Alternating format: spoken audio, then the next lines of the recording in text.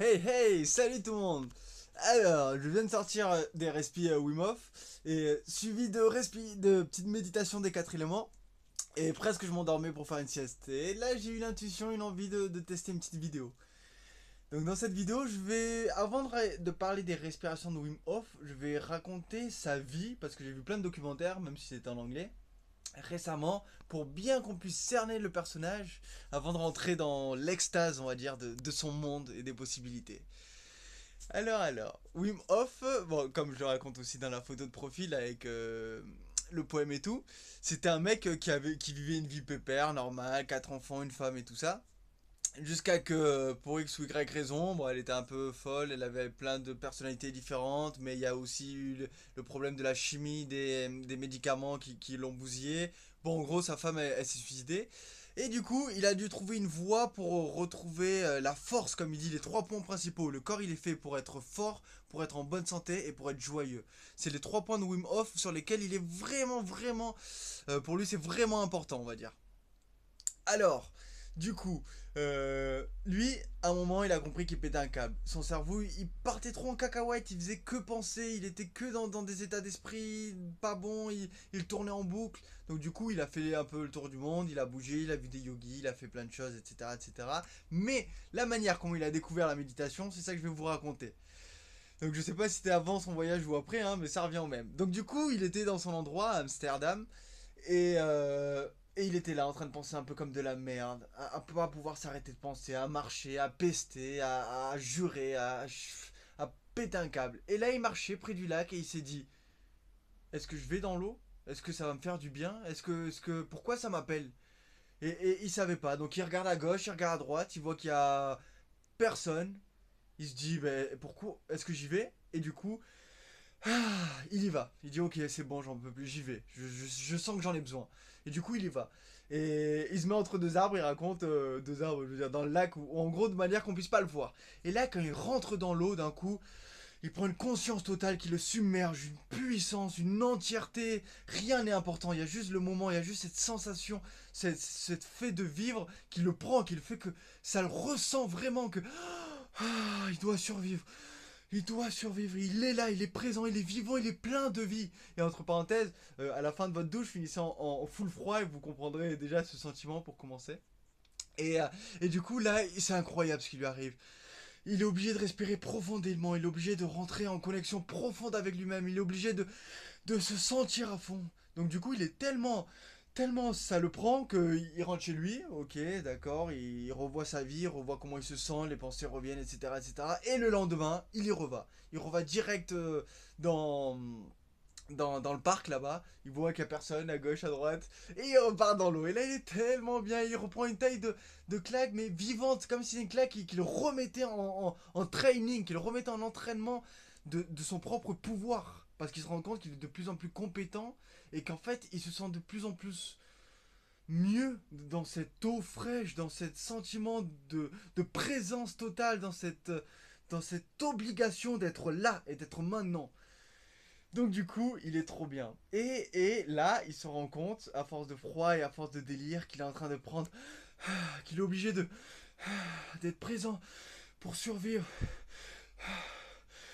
Et de là est partie la méthode de Wim Hof. Donc du coup, il s'est rendu compte qu'il était en train de suroxygéner son corps et que ça lui faisait un bien de fou et qu'il était en train de survivre. Et à partir de là, waouh, rien que faire ça, ça m'a fait partir en transe. Et à partir de là, un beau jour, il a eu le déclic.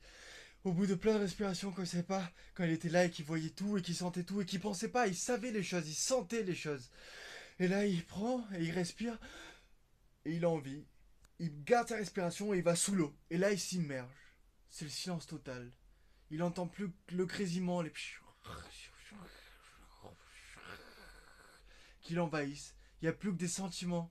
Il n'y a plus qu'une entièreté. Il n'y a plus qu'une paix. Comme si lui-même avait tout pardonné. Comme si il était parfait. Et là, il recomprenait tout. Il comprenait tout à tout. Pourquoi et comment. Et que c'était ça la réponse. C'était cet être, cette présence.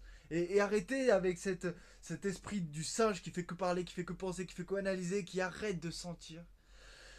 Et là, c'était la bénédiction. Et quand il en sortait, il pensait encore mieux, il ressentait mieux, il avait plus de schémas plus pertinents, il était plus dans une entièreté, dans une grâce du pourquoi, du comment. Et du coup, il fut béni, il fut tout simplement béni et il dit oh mon Dieu, il y a quelque chose que je dois faire, il y a quelque chose que je dois partager à partir de tout ça, il y a quelque chose que je dois emmener.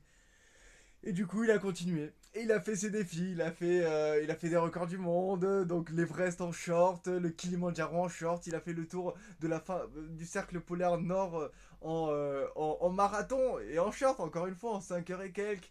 Et ensuite, il s'est rendu compte qu'il pouvait rester dans la glace et il a continué à le faire. Et ensuite, il s'est rendu compte qu'il pouvait courir dans le désert pendant plusieurs jours sans boire. Ça me fait penser au jeune Pranik d'ailleurs. Et qu'en fait, c'était facile. Et ensuite, il s'est rendu compte qu'il avait plein de possibilités. Plein, plein, plein. Et les maladies aussi, c'est-à-dire on lui a injecté des virus, des bactéries, et il les a repoussés. On l'en a injecté à ses élèves, qu'il a formés 4 jours ou 5 jours, et ils les ont repoussés avec sa même méthode. Donc il arrivait à une telle grâce, à une telle bénédiction que c'était incroyable. Et là, bah, c'est un peu la même à chaque fois, des respirations, tu pars en cacahuète et il a une telle perfection que ça me fait même penser à l'époque quand je fumais et que je gardais cette barre. Et je la gardais tellement longtemps, cette barre qui était tellement bonne dans les sensations, que d'un coup, il y avait tout qui se dilatait, tout qui devenait énorme et parfait, tout qui vibrait à l'intérieur. Et il y a une espèce de résonance. Donc là, c'est en mode complètement clean, donc c'est vraiment voyager en étant juste présent. Et donc c'est incroyable.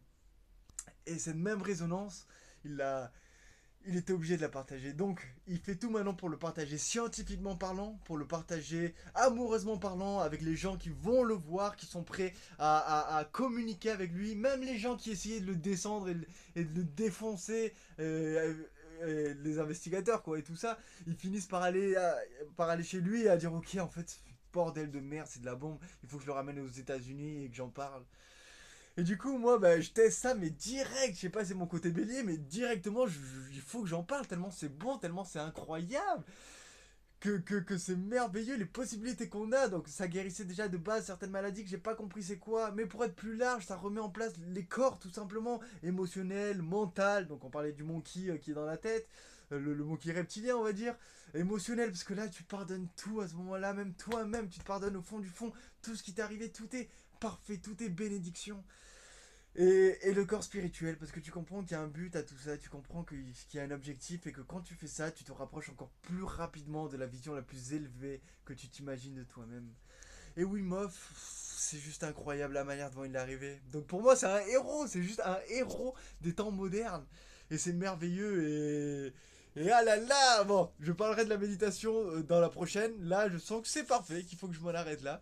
Et je dirais exactement comment c'est sa manière de respirer, parce qu'il y en a plusieurs. En fait, on est libre sur plein de points. Combien de temps? On est libre sur plein de points, sur quelle technique, sur quelle forme, dans quelle position et tout ça. Mais là, je trouve que c'est suffisant pour celle-là. Donc sur ce, je vous souhaite une excellente journée et je prie pour vous, pour que vous vous rappeliez de vos rêves dans tous les sens du terme. Les rêves le matin, vous réveillez, vous savez, on peut écrire les rêves, être encore plus en connexion avec l'intuition. Et aussi les rêves dans le sens... Les rêves, bordel, les rêves, les visions les plus élevées qu'on a de nous-mêmes, les disciplines qui nous y emmènent, les passions qui nous font vivre, tout ça. Je vous souhaite que du bonheur. Bye bye et à la prochaine!